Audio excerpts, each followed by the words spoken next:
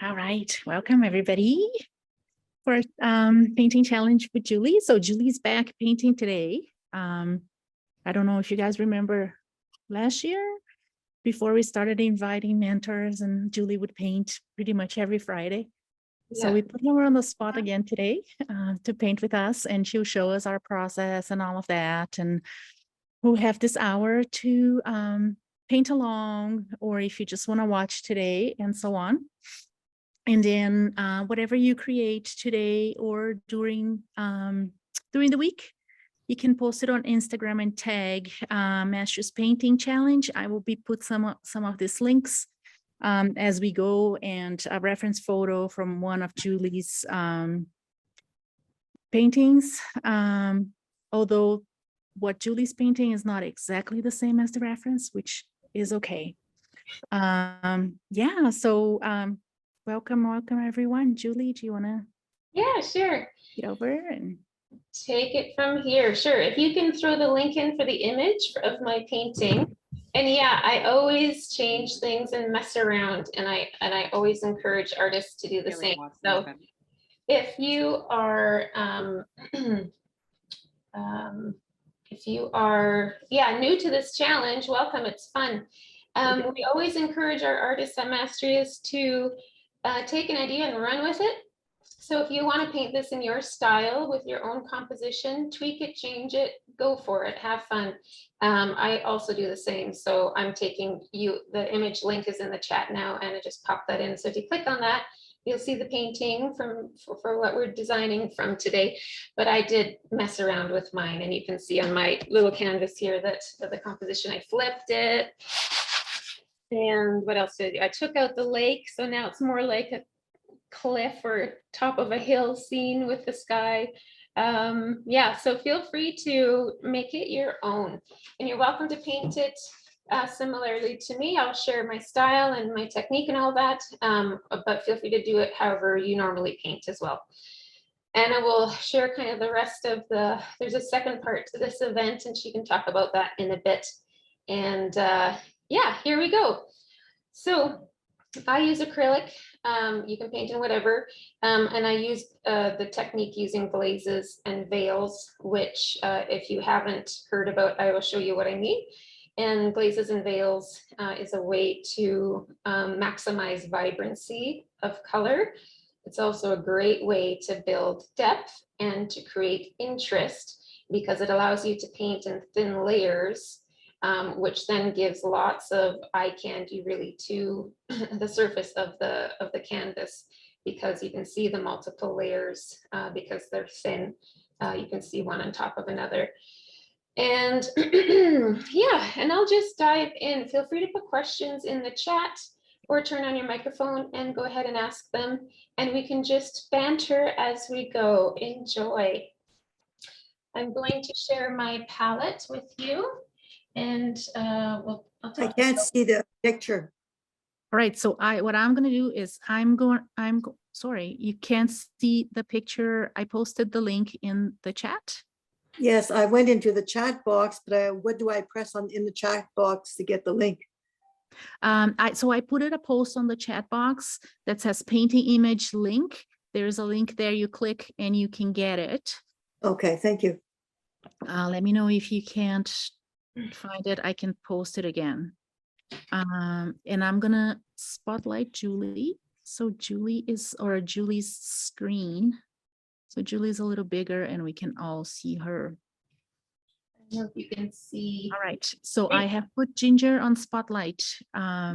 You have to be on speaker view on your Zoom to be able to see it. So let me know if you're having trouble.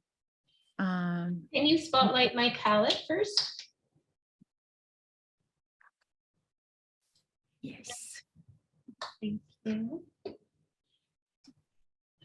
So the colors that I always use, I kind of have a standard palette, and I use fluid acrylic, is titanium white. This one is cadmium yellow medium. This one is dairy light yellow. Primary magenta is what I wash my canvas in, kind of the underpainting that I do under all my work, and that sets the tone. It helps me build really luminous color, and it kind of warms and makes the painting glow. Then I also use phthalo blue red shade, and it's pretty potent, so we don't need a lot of that. Cerulean blue, another favorite. Dioxazine purple is how I create my neutrals. It's one of my faves. It's so potent, so you just need a very little bit. Can you see that okay? Not really. There we go.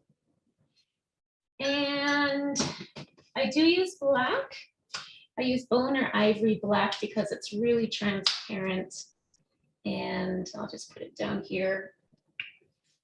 And I use it more so to create neutrals and muddy up my colors a bit. And then if you like, throw in something sparkly, some gold. I have iridescent pearl, which I've been mixing with my cad yellow medium, and it makes a really kind of goldenish color. Or don't use it. Totally use whatever you like. And then in the middle here, this big puddle is my GAC. So this is a medium that you can thin your paint with to help create these glazes and veils. And I used to use just GAC 500. Now I use a mixture of 500 and 100, but whatever you got is good. Generally, we don't use water to thin acrylic because it doesn't have any binder. And then the paint won't have the archival sort of stickiness to the canvas. So just be careful how much water you use. Other brands will carry similar mediums as this golden GAC. Yeah, and so I'll show you first. I'll start with glazes and show you what I mean. And I'm going to use, I like square brushes or flat brushes. This is about a 3/4 inch, which is a good size. I'm doing a 10 by 10 canvas. Good size to start with. So Julie, can you just talk about your palette? What do you have for your palettes that where the paints are sitting on, and how do you keep the fluid acrylics from drying out? Oh, okay, so I'm just using a regular wax paper palette, the kind that you can throw out. I have tried glass and I did not find it worked very well for me. And then what was your second question? How do you keep the acrylics from drying out? The fluids? Okay, I have a water bottle spritzer that if I'm painting for a long time, I'll just give it a misty spray every, I don't know, hour or so. If I'm going to step away for a while, I'll give it a good spray and then cover it in saran wrap, and then I can come back to it later. Awesome, thank you. No problem. So let's start with a glaze. So I'm going to load my dry brush in the GAC. I'm going to pull a little bit of my cad yellow medium. My goal is to thin it out so I can see through it really well. And then if you can move to my canvas, Anna, then I'll show you. Let me know when it's, there we go. So then when I put it on, it goes on nice and thin so that I can see the magenta through it. And so what I have is more of an orangey tone. And this will actually be very vibrant once it all dries. And so I don't use orange, but you'll notice in my work, orange is a favorite of mine, but this is how I create it. And maybe I'll add some dairy-eyed yellow and pump it up a little bit more vibrant now. I'm gonna make, this is a moon. Not everyone sees a moon in my work, but that's okay.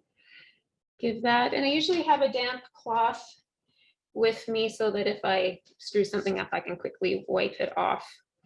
And I usually start with my brights, whites, and lights. So I'm just gonna, where else do I want some of this yellow? Let's put some, maybe going through the tree there a little bit.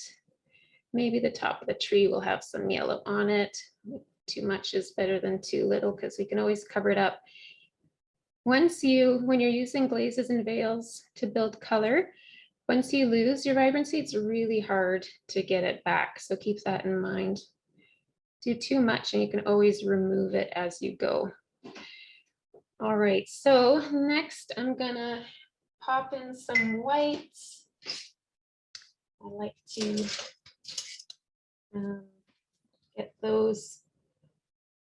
I like to have white in every painting and close to black because I love contrast. I'm a junkie for contrast. So where do I want some white? Let's put it in. We don't have much of a horizon line except for this little cliff's edge here. So we'll do this. And then if I like to leave my lines exposed because I do something with them in the end that I'll show you.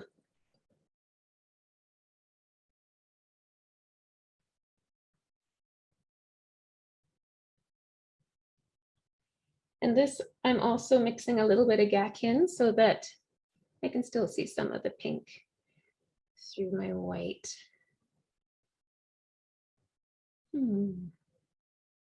And I do this different every time.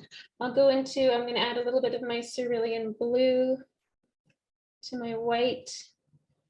And if I add lots of GAC now to this, it's called a veil, a tinted veil. And the veils always have white in them. And so they generally are going to lighten and push back what we have. So if I get a little bit more blue in there.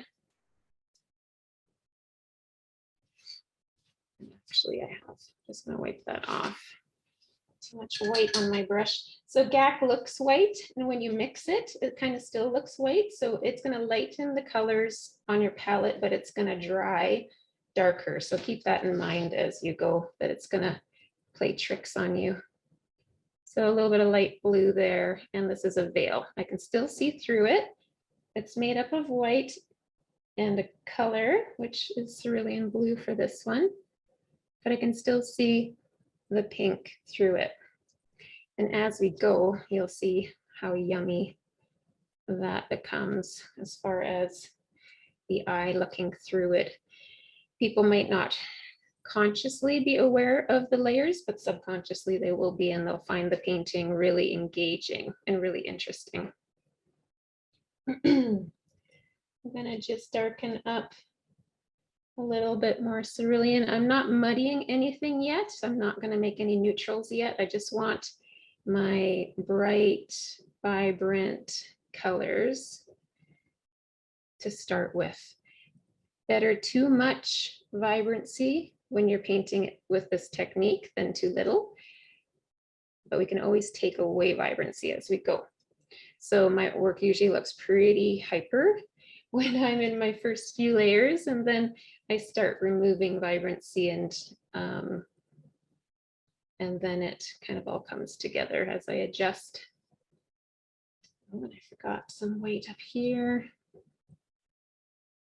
And I always go around my painting. It's like Lazy Man's negative painting, where I've kind of determined all the shapes first, and then I paint around them.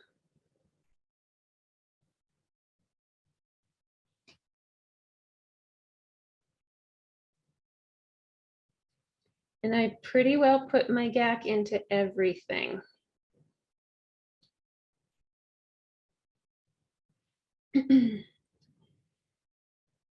Then I'm going to go into some of my phthalo blue red shade. Then I'm going to add some titanium, lots of GAC. I'm going to punch out some nice, powerful blues.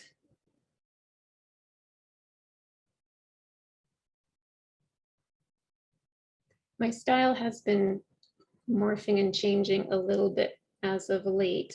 So when I did this painting in 2020, I didn't have much for overlapping lines. I like to do flat sheets of depth. And now I'm experimenting with a little bit more of a three-dimensional flow, which has been super fun. And that is all thanks to my mentors at Mastrius, who kicked me in the butt in such a good way, such a good way. Yes. Sometimes it's the only way, I think. I know. I was totally stuck and at a loss to know where to go next with my work. I was pigeonholed, and now I'm so Yeah, you can definitely see the change now. yeah. Can you let us know the ratio of paint versus GAC that you're using? You bet. It is a tough question to answer because each paint is a different thinness or thickness as far as pigment load goes. So like titanium white is really transparent, whereas phthalo blue red shade is not. Dioxazine purple is not. So you have to judge it by the transparency of your paint. So with the less transparent paints, I add a lot more GAC. With the transparent paints, I add quite a bit less. So you kind of have to feel it out and then just test it on your canvas and be ready to wipe it away. So if you're not seeing the pink through it, wipe it off, add more GAC and go again. I'm going to bring some dioxazine purple into the mix and some, this is ivory black, I think. So there is some people coming in. I just wanted to remind everyone that there is a reference photo. I put the link again in the chat, so I'll put it once in a while if I see other new people coming in. But Julie isn't following exactly the same. She flipped some things around and yeah. Yeah, I just get bored really easily. This painting was in Julia Veenstra's square foot show, the first one she did online. And it sold 6 times by accident because I had only done one. And so then I had the fun project of repainting it, a few more times. And that was a great experience to tackle the same composition and then just kind of tweak it and morph it, make it unique for each person, but keep it fairly consistent. And it really taught me about the value of revisiting work that you like your successful pieces, because I don't really work from reference photos. I kind of create stuff just out of my head. So my compositions are very uniquely my own. And so I just feel like artists are the architects. And if you want to rearrange, revisit stuff and redo and rework, if you do have a successful piece, paint it 2 times and just keep tweaking it. Maybe try a longer format, taller, tweak the composition, maybe tweak the color palette, change the time of day, change the season. It's yours to play with, and there's nothing wrong with doing them again and again. And then you're not always having to recreate from scratch, which can be exhausting if you're producing a lot of work. Great tips there. I have a few questions for you. First question is, what is the difference between GAC and glazing liquid? Is Deb in the house? Or is there a difference? If Deb is here, she'll know. She's kind of like the mediums expert. I think it is different. I think gloss medium is closer to GAC than glazing medium, but don't quote me. It's likely, as long as it has binder in it, that it can function similarly. Yeah, what you need is the binder so that it sticks long-term on your canvas. Okay, cool. Yeah, I wouldn't know the answer either. So someone is wondering, so this, there was going to be a recorded version from today and it's going to be posted on our YouTube channel. So hopefully by tomorrow we'll be up.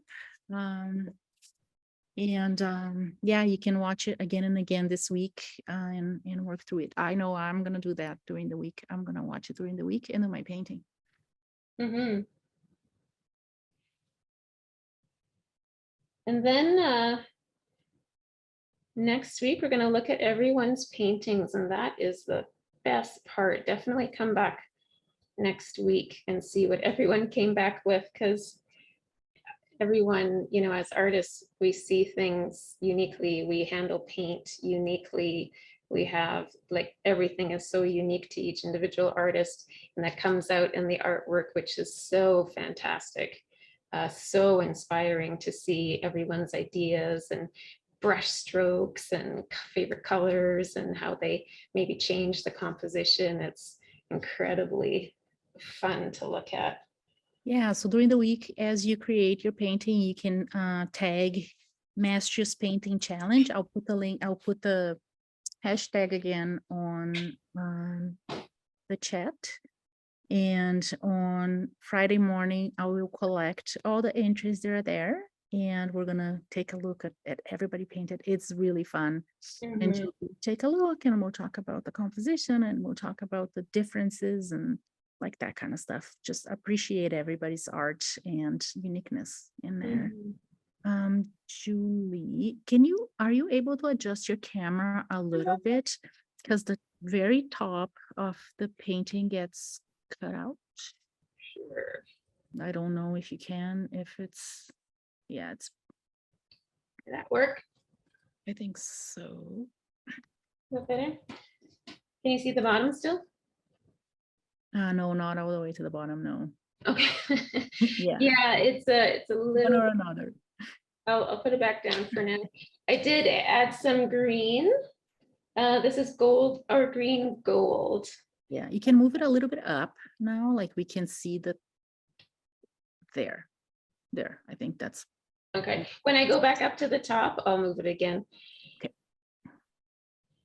So green gold is very transparent and it's very vibrant. I love it. So this is obviously too vibrant, but I'd like to catch the vibrancy early because you lose it easily. And then I'll pare it away as we go. So I don't even know if I included green in the supply list. Sorry about that. If I didn't, I'm gonna cool it down with some cerulean. Add some GAC so that I can still see the pink through there. and your canvas is 12 by 12, right, Julie? 10 by 10 actually. Oh, 10 by 10. Mhm. I might have said 12 by 12 out of habit. So yeah, vibrant, very loud when I start, and then we'll figure out how to calm it down. I'll make the tree in the background cooler. I'm going right over the yellow that we put down early on, but it stays around it and it kind of brightens the top there. I don't know if you can see that. Another question I have for you is, do you have a value plan to begin with, or are you figuring it out as you go? For this one, I'm figuring it out as I go, but sometimes I will do a value sketch when I'm planning a piece, especially the larger work. But in general, the way that I balance it is make sure I get my whites in, make sure I get my darks in, and then I start adjusting and putting in my medium values. And if I should forget, you know, if I skip the white stage, I will know very quickly that, oh, things are just getting too dark here and I need to make some adjustments. But it's a good idea to plan out value. And I would say value is one of the most important compositional tools that we have in our toolbox, because if you don't get your value composition right, things just won't make sense regardless of what colors you use. So you can really have lots of freedom with color if you get your value composition correct. Then it doesn't really matter what colors you use. Like if you're doing a moose and then the moose is pink and blue and purple, it will still make sense if your values are solid. Mm-hmm. And the brain reads it well.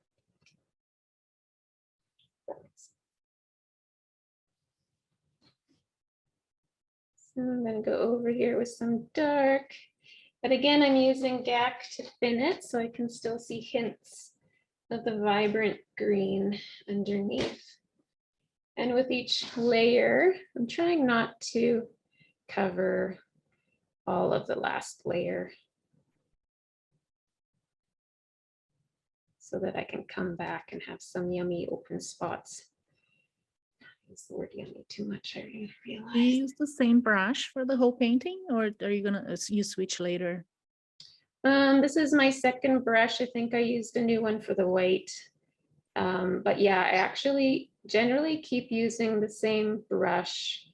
And unless I'm switching from a warm to a cool, then I'll take a new brush or clean it off. But I like to keep mixing. If I'm working in my cools, I just keep mixing with my same brush so that I get lots of blending and color unity in the piece. Yeah.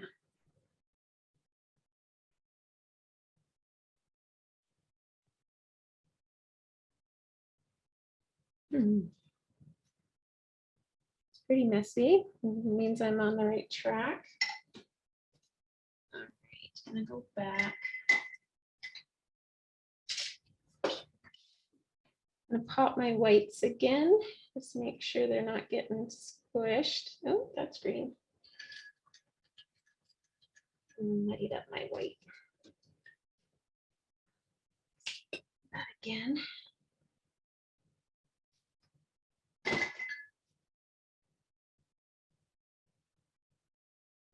I have a couple of questions for you. Are you thinking about the color temperature as you paint?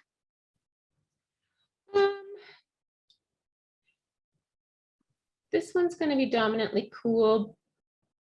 And yeah, I guess I am thinking about it, maybe more so subconsciously, just that I want my warm tones basically to be the shots in the sky of yellow where the sun's catching the tree, and then the pink.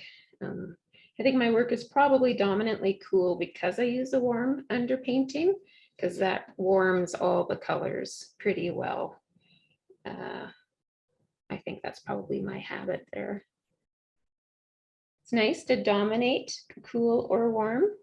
It's one of our compositional tools we have that can be really fun to play around with.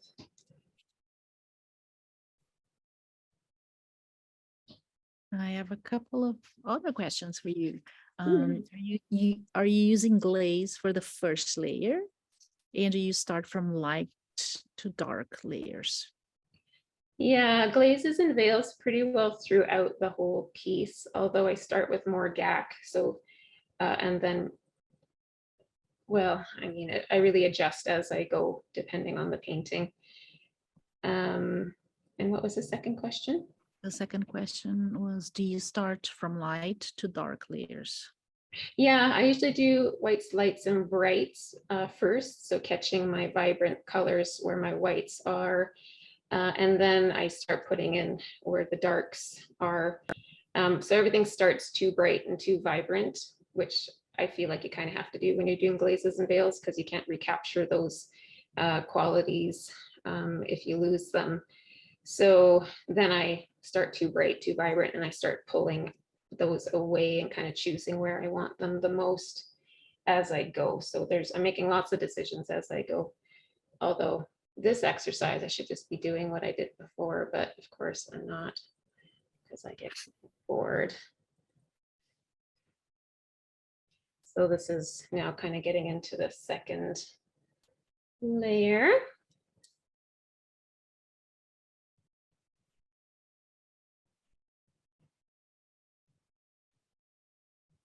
So do you use less GAC as you move to the top layers? Do you start with a thinner glaze and then have less GAC, or?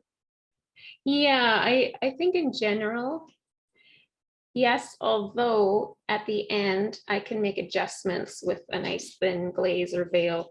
Like if I want to push back my horizon line, although I don't technically have a solid one, then I could do a light bluish gray veil to push that back. So that would be white with GAC plus whatever color I want to use, maybe a blue or a dirty purple or something. And then if I want to pop something out better, I can do a glaze of the pure color. So I might want this to pop better. So I'll do just the Dairy-Alive yellow in the glaze to get it to pop a bit more. So yeah, I definitely start thinner, but I might also be doing some thin adjustments at the end. And here, I hope you can see, like I'm putting blue on top of this dark blue, but you can still see through it. So I'm using lots of GAC because I don't want to completely cover what I did before. Yeah. So, and it looks quite milky, but that's just the GAC. So as it dries, it will darken up.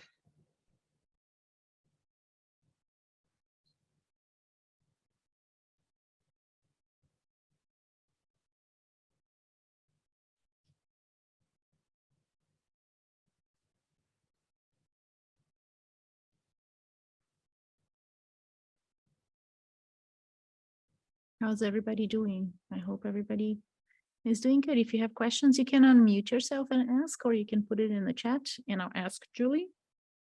Yeah. So for next week, what we're doing is if you paint and you submit your painting on Instagram using the hashtag Mastrius Painting Challenge, we'll be collecting all the entries on Friday morning. And we'll do a showcase next Friday, same time. So we'll take a look at what everybody painted and how you changed it or didn't change, or you did it in your style and so on. And everybody that submits get entered to win a prize. So if we have a member that wins, if you're already Mastrius member, then you get a Mastrius apron. And if you're here painting with us and you are a pre-member to Mastrius, you enter to win a 1-month free events membership. So you can watch all our fun events on Thursday nights. Mm-hmm. Yeah, we do a live event every week. This is in addition to our live events. So usually Thursdays, depending on your time zone, they're online, so you can join from anywhere. Last night we had a 2-hour demo with Brian Buckrell. Next week Oh, we got so many comments from last night saying how good. he was. Awesome. Brian's awesome. Julie, can you try and adjust your camera a little bit? Higher? Push it back a little bit so you can see. Okay. Yeah, I think that's better. Yeah. Better. Okay. Might need a better setup. No problem. Yeah, so next week we're tackling YouTube for artists with 2 of our masters who use YouTube a lot to promote themselves and to kind of build their brand and get their teaching out there and whatnot. And Yes. I forget where. So it's Belinda Del Pesco and Lorraine Watry. Oh, that's and right. I think it's going to be really fun. They are actually friends, and they are the ones who suggested the topic to us. I was setting a meeting with them for next week ahead of time, just so we can kind of chat about it. And they were like, "Oh, actually, we already met this week and just like organized all our ideas." Very cool. Hey, save you some work. That's nice. Yeah, it's pretty great. Our mentors love working together. And our weekly events are really fun. We're learning a ton. And you can always ask questions during it, which is key. All right, still pretty messy.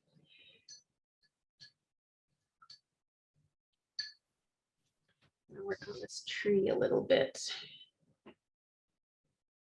Julie, I'm gonna show your palette on the side a little bit, so you guys can let me know if I'm just looking for it. I'm gonna put them side by side. I think people wanted to see when you're taking in and applying. Sure. So yeah, you guys can let me know what you think. If it's too small, then in a little bit I can move it back and just have the painting.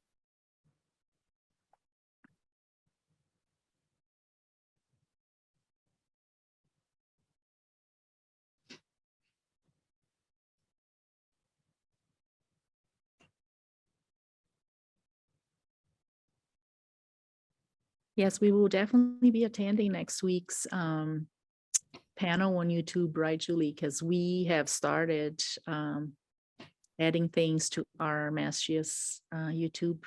Yeah. Yeah, So YouTube's a some great, interviews there with that we've done with masters before. The painting challenges get put there and other special things, not the actual events from Thursday night, but some of the special. like this painting challenge. I think our artist interviews also go on YouTube. Is that right? Yes. Yeah, so we have been adding them slowly, once every week or 2 weeks, then we add someone new. So we have lots already. Mhm. And then I think we have Ned Mueller, we have Melissa Galazzi. Mhm. I don't even remember. There's so many. Yeah. It's a wealth. All right, so I'm going to start muddying things up a little bit. Again,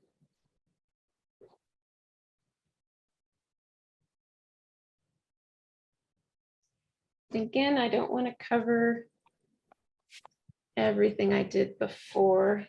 I often leave little holes so you can see the layers below pretty well. Like from a distance, you might not see there's a difference here with the kind of purpley over the pink, and then you can't see through this as well. But when you come closer, you'll see it. So the brain reads it from a distance, but is kind of unaware of it really. If you come close, then you might, oh, that's what's going on there.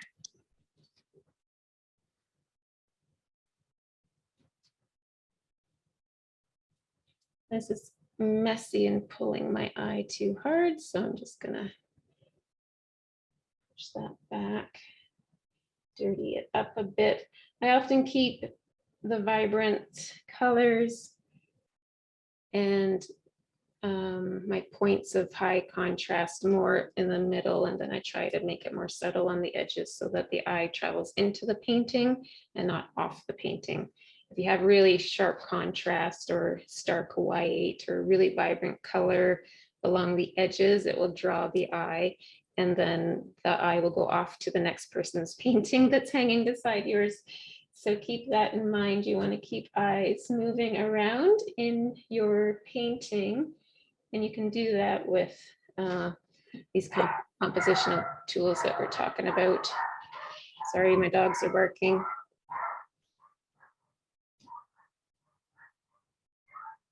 So the eye goes to areas of high contrast, areas of vibrancy, where colors are contrasting. So if you have a red next to green, that's going to be another pull for the eye.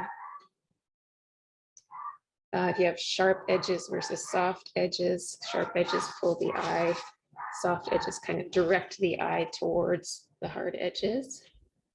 So you can use that to your advantage. I love flow, which you might have noticed. And I love manipulating the eye to tell a story. It's just fun.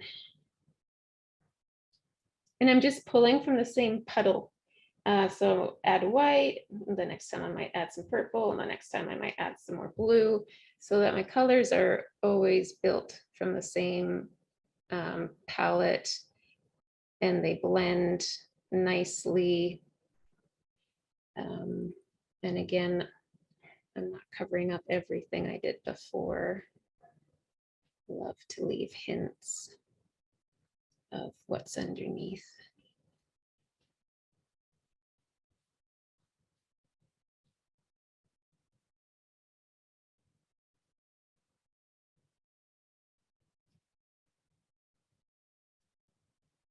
And I'm onto a smaller brush, which is about a 1/4 inch, I want to say,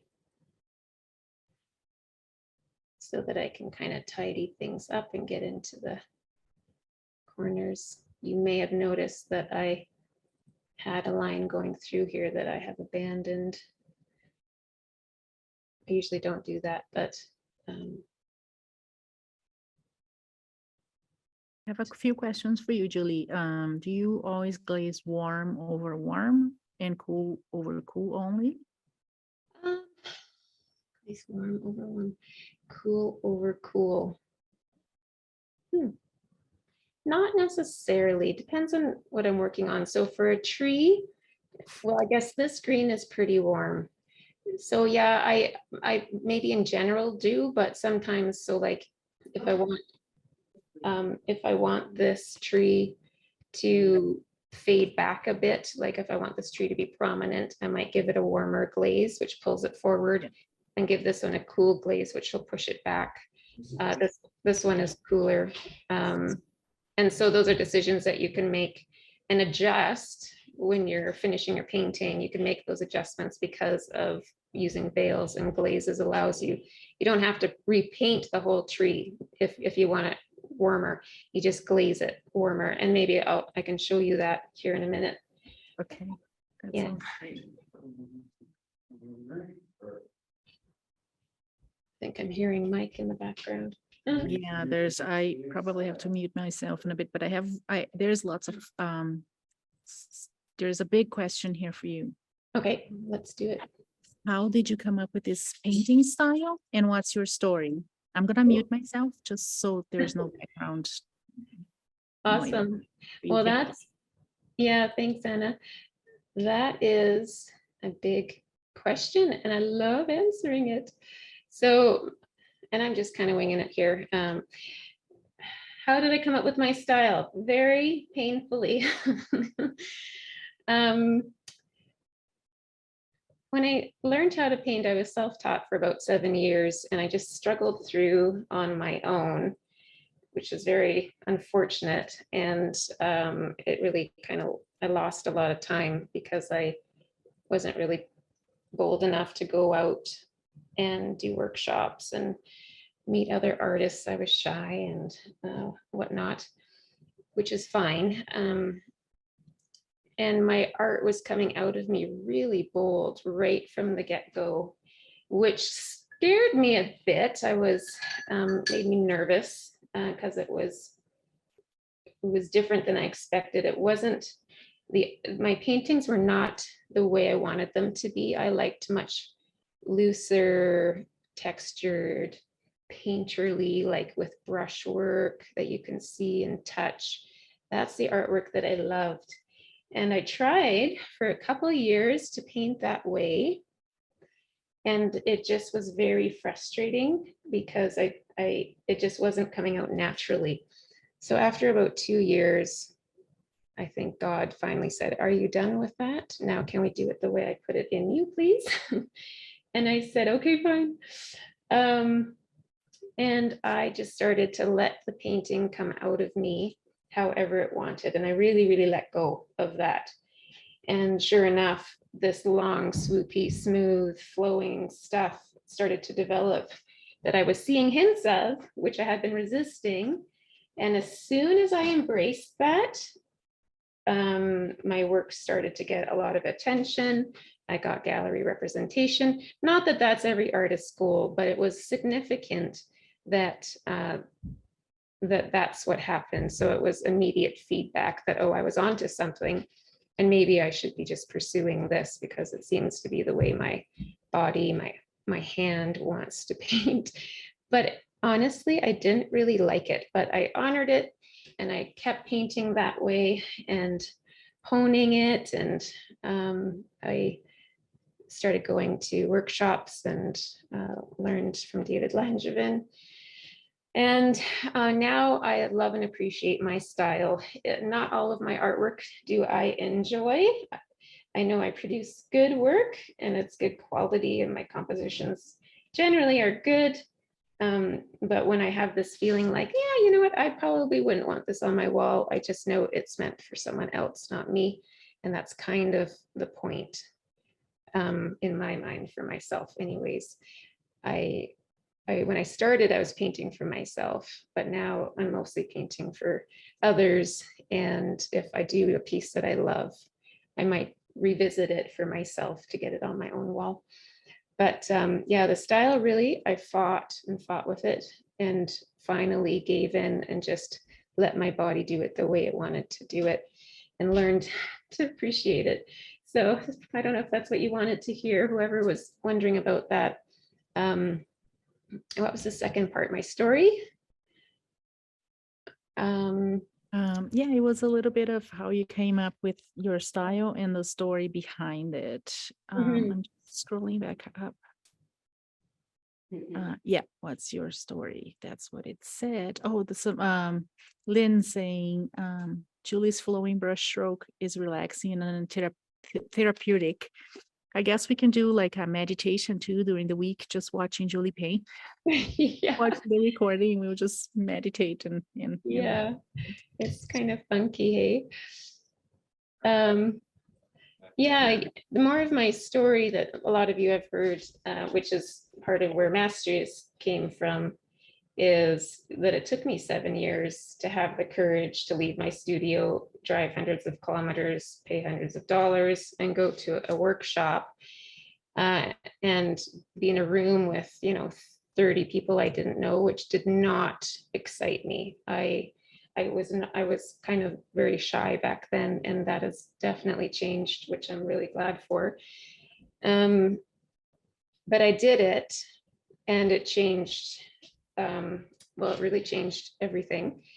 I learned David Langevin's technique, which is this glazes and veils, kind of to put it very simply. And it turned my painting upside down and turned it around in such exciting ways. It took me a couple of years to incorporate all that I had learned.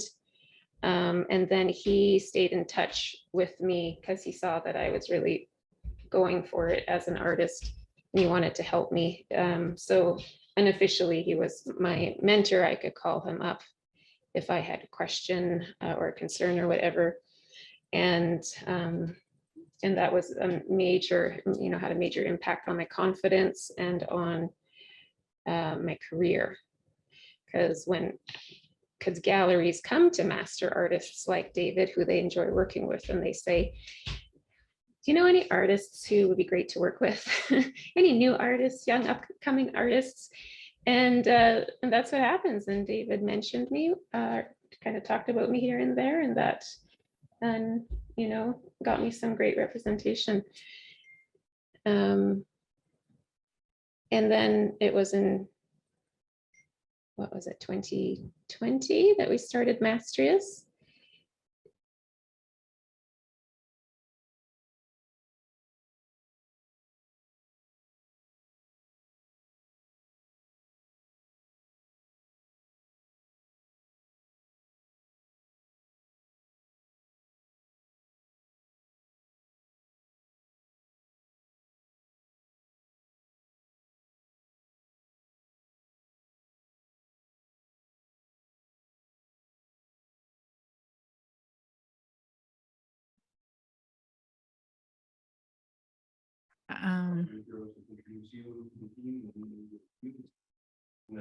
Yeah, there's lots of comments, Julie, about your story, and thank you for sharing. That's what I needed to hear.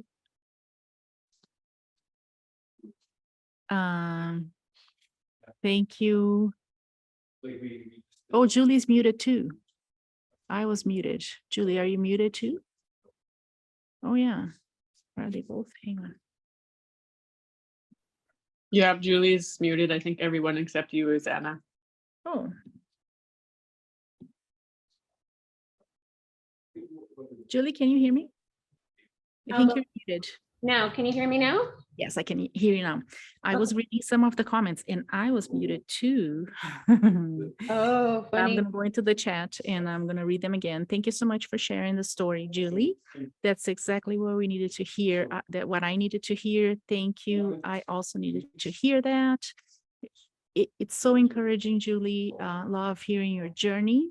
I've also been a shy person, but discovering lots about myself this year, and turns out that I'm not.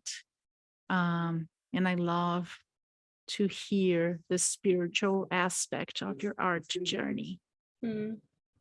Yes, lots of comments. Julie, I'll just remind you, we have about 9 minutes.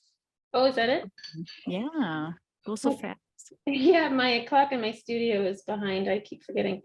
Okay, so thanks for your comments. Yeah, the road of being an artist can be really lonely and intimidating, and we're putting our hearts out there. And so it takes a lot of courage. And it's been a huge impact in my life to be in relationship with artists and to find out that, oh, you know what, we don't have to be competing with each other. We actually can be doing the opposite and really lifting each other up, because art comes out of us so uniquely. There's really no competing. Someone who buys my work might not want David Langevin's, and someone who buys David Langevin's might not want mine, and that's great. So he and I can work together. Yeah, so definitely if you're feeling like that resonates with you, find a safe place to grow your skills. And that's exactly what I intended to build at Mastrius, because that's really important to me.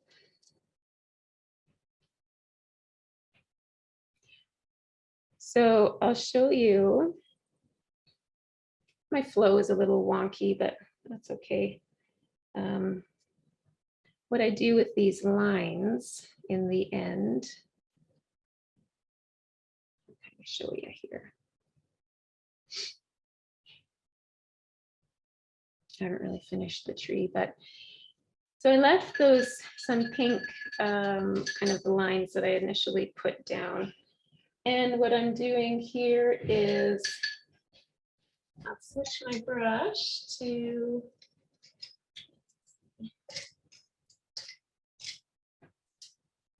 I'll try this one. It's a shorter, flat brush. I like the bristles to be pretty long so that they hold a lot of paint and give me a lot of swoosh. But I'm just going to use a shorter, flat brush. So up here, I'm going to create a veil. So I'm just going back into my puddle, adding more gack. And I have a kind of dirty light blue veil. Then I'm drying off my brush so it doesn't go on too puddly. And then I'm going to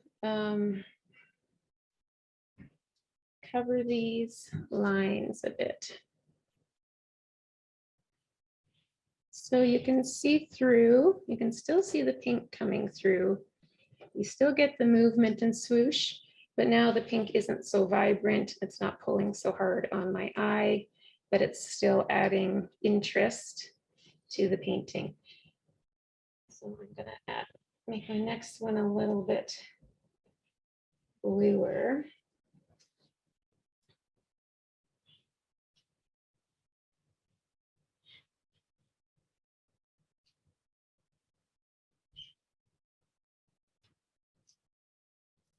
And again,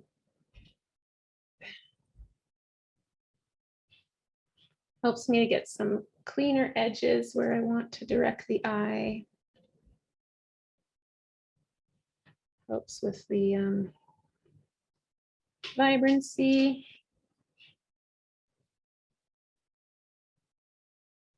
Sometimes I leave it peeking through, like the pink right there. I probably won't cover up because it's right where my kind of one of my focal points is. It's yummy, it's interesting.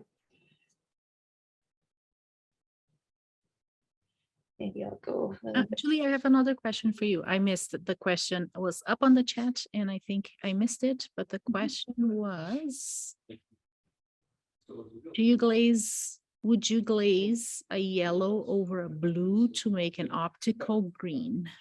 Yes, absolutely. That's how I make orange as well. That's how I can muddy vibrant colors. Yeah, definitely. I often mix on my palette kind of within the same puddle, but yeah, if you want a real vibrant color, do like if it's green, do first a glaze of yellow, let it dry, and then do a glaze of blue or vice versa. And then the optical illusion is green, even though you're not using green. And it's really the most vibrant way to build color is in these layers of glass, basically. So you have a layer of yellow glass and then a layer of blue glass, and the light bounces through it, hits the canvas, picks up the pink and comes back. And so you're getting full vibrancy. If you add to it, your eye doesn't go through and the white actually sucks up the light. So that's why we use white to push things back, and we don't use white when we want vibrant color. Yeah. So Julie, we have about 4 minutes and it's getting a little crowded and noisy here on my side. Yeah, What we want to tell people is next week, same time, Friday, same time, same place, yeah, same link. same link. We will be looking at the submissions. The submissions I will gather them on probably Friday morning from Instagram. So be sure to use the hashtag Mastrius Painting Challenge. And what else?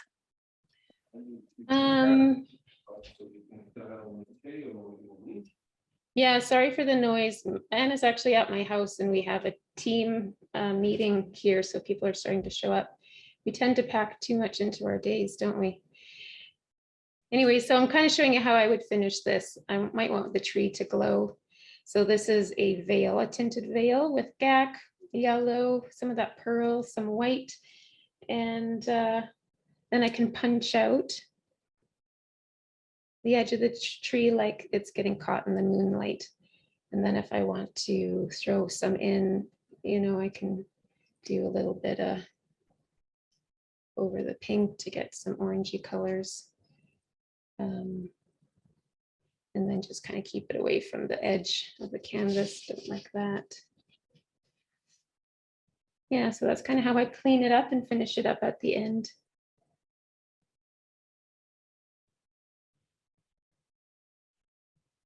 Ooh. Thank you, Anna, for hosting. Oh, thank you for inviting me. I love to be here. I love to watch, and I try my best to show up to all the painting challenges. It doesn't always happen, but now because I'm hosting, I guess this week I'm gonna paint. Yeah. Yeah. Awesome. Yeah, I look forward to seeing everyone's paintings.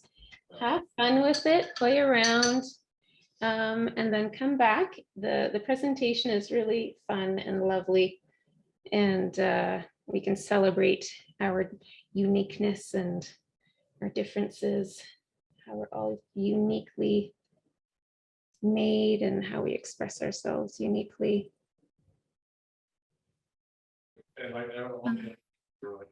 Julie, how about I'm gonna unspotlight you? Do you want to go on the camera? Sure. Say bye to everyone. I want to see everybody in the grid. And hang on, I'm gonna. Yeah, thanks for joining, folks. It was really nice to see and be with you all. My painting's a little messier than it usually is. You but- want to paint? If you have a painting you want to show us? Yeah. Oh, Terry. Ooh, Nice. Terry has one. Sweet. Anyone else brave enough? Yeah. Okay. Hashtag. Oh, nice, Eva. Oh, beautiful. Fiona. Elise. So good. Love it. All right, so make sure to tag Mastrius Painting Challenge. We'll collect all your images and we'll see you next week for our finale, and we'll have some prizes. All right. Thank you. Have a wonderful weekend. Bye. Thank you. Bye, guys. Have fun painting this week. We'll see you next week. Thank you. That was interesting. Awesome. Bye-bye. Thanks Thank for coming. Thank you. You're welcome. Thanks, guys.